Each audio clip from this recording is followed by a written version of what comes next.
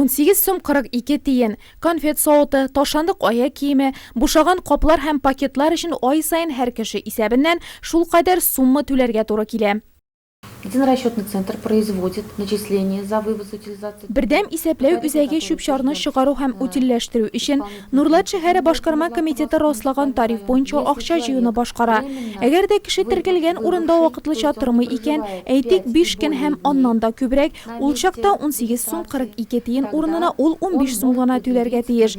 Тик моны документлар белән дәлилләргә кирәк. Бу юл билетлары, ДОЛО учреждениесеннән язу, вакытлыча эш урыныннан белешмә һәм башкалар булырга мөмкин. Аларны бердәм исәпләү үзәгенә алып килергә.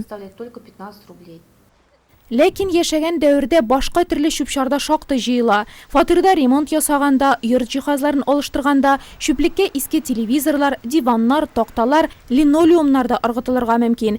Буларның барысында чүп контейнерларыннан алып китүне Зеленый город җәмгыяте башкара. Согласно федерального закона, Федераль закон һәм хөкүмәт карары нигезендә каты көнкүреш калдыкларына, торак йортларда көндәлек ихтыяҗлардан барлыкка килгән чүп-чар, кулланыш вакытында үз сыйфатын югалткан товарлар керә. Алар өчен 18 сум 42 тиен түлисе. Ә менә төзелеш, ремонт, төзекләндерүдән, бакча үстерүдән калган чүпләр бу тарифка керми. Шәһәрдән чүпне полигонга чыгару өчен төзекләндерү 5 җәмгыяте җаваплы. Шәһәрлеләр еш кына чүп контейнерлары бушатмаган, чүп-чар тирә-якка тарала дип зарланырга ярата.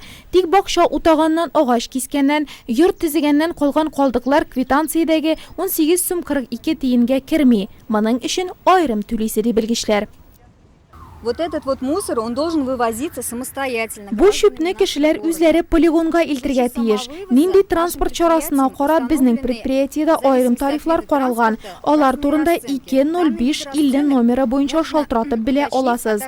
Чүп-чарны үзлегегездән чыгара алмаган очракта да шулай эшләргә кирәк. Төзелеш калдыклары, бакча чүбен шәһәр контейнерларына чыгарган өчен штрафлар салу каралган. Гражданнарга 2000, вазифаи затларга 30000, эшмәкәрләргә юридик затларга 200 мең сумга кадәр.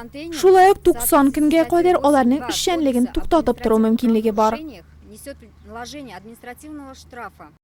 Шулай итеп бернинди дә чүп бушка түгел булып чыга. Машина шиннары, ватык сантехника әйберләрен чүплеккә илтеп ыргытканчы, алар өчен аерым түлисе икәнен онытмагыз.